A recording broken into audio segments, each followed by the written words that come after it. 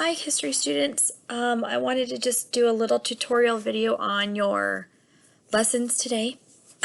I'm not actually posting any new lecture or anything. We're going to end on the French and Indian War this week, but there are a couple things I want you to do. So there's not going to be a video where you watch me with Google Slides, and there's not any questions that you have to answer today. Though if you have not finished those, I want you to do that. So if you have not finished your Revolutionary War guided questions for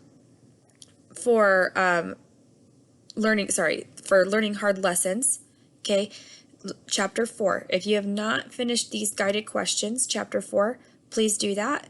And same thing with the French and Indian War. Please turn these in if you haven't already, okay? But what I'm going to have you do today, since I know a lot of us are playing catch up from the earthquake, I didn't want to put too much extra on your plate today. You are going to have this graphic organizer I want you to do though. And it looks like this. You are going to complete this and turn it in for me.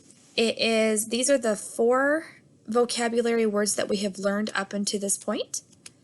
You can use your reader.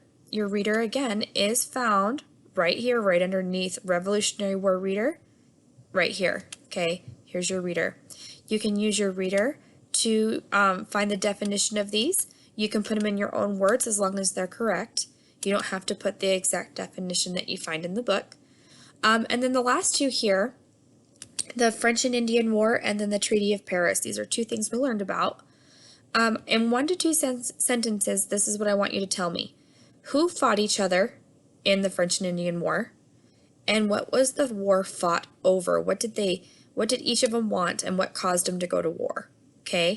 And do not tell me that it was the French and the Indians that were fighting each other, because you will be wrong.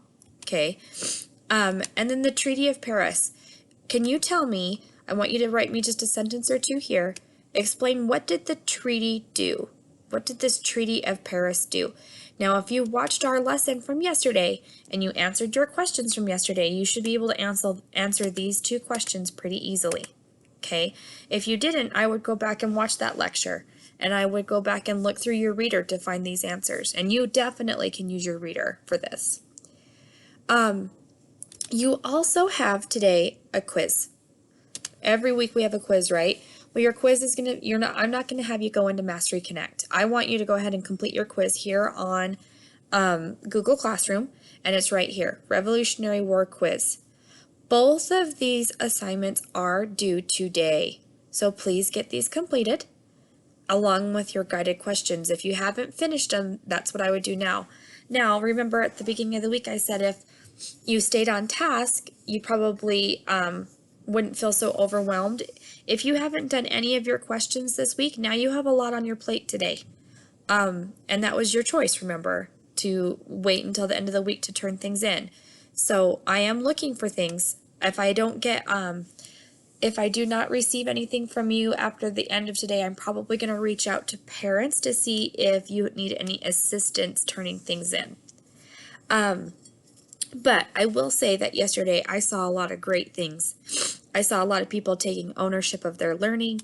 I saw people taking their time and learning at their own pace, and those students are truly going to shine. When we get back into school, they're going to know their stuff.